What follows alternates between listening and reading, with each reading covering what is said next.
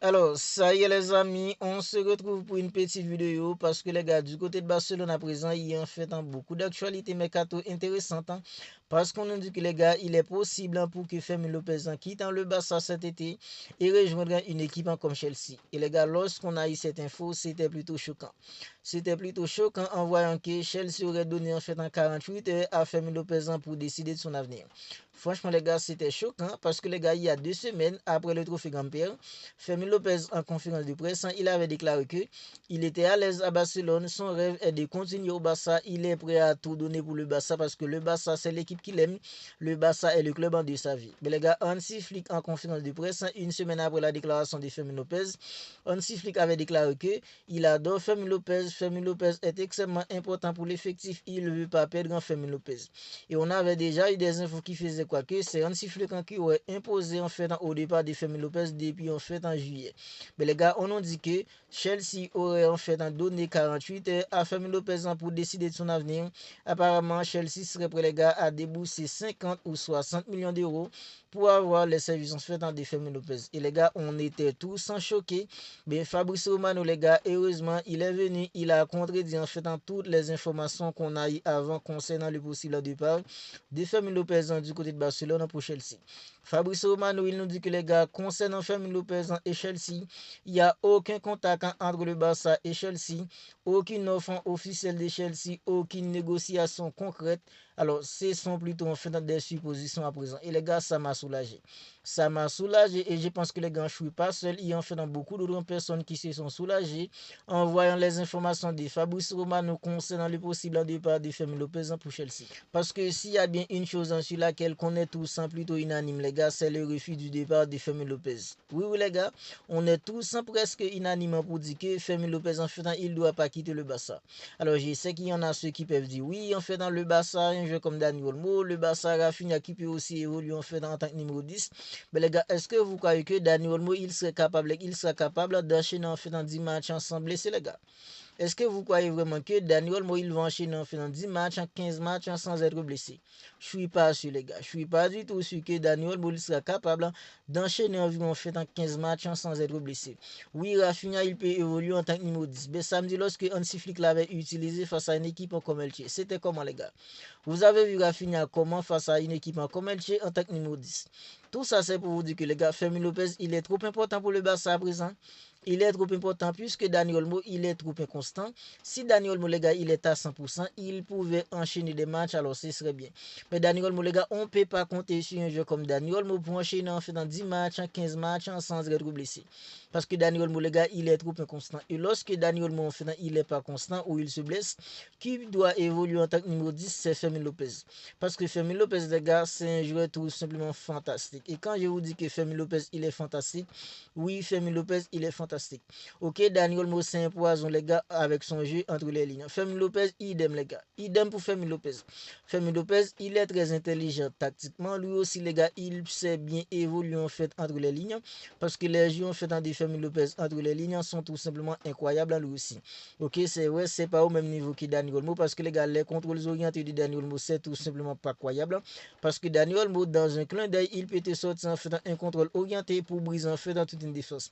Fermin Lopez, il n'est pas aussi technique que Daniel Olmo. Mais les gars, quand Fermin Lopez est là, il apporte tout simplement de la solidité au milieu. Parce que Fermin Lopez, non seulement les gars, c'est un joueur qui se bat tout le temps, il n'est pas du tout peur d'aller au duel, les gars. Et Fermin Lopez, il arrive toujours à se projeter vers l'avant. Et c'est comme ça, les gars, on voit que Fermin Lopez, il arrive souvent à mettre en début.